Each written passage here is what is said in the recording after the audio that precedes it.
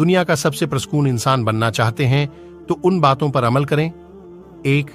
अपने दिन की शुरुआत नमाज फज्र और सुबह के अज़कार से कीजिए ताकि आप फलाह व कामरानी से सरफराज हो सकें। 2.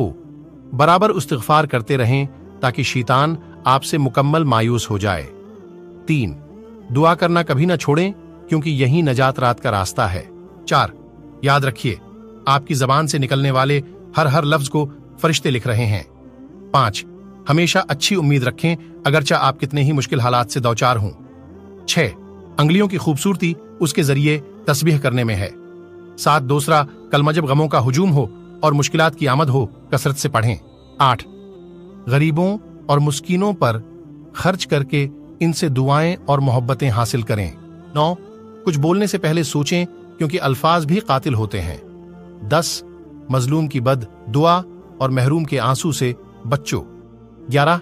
अपने घर वालों और सारी दुनिया के इंसानों की हदायत की भी फिक्र और दुआ करो।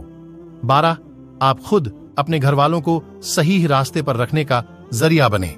Please like, share and subscribe my channel रूहानी टीचर बाय मी।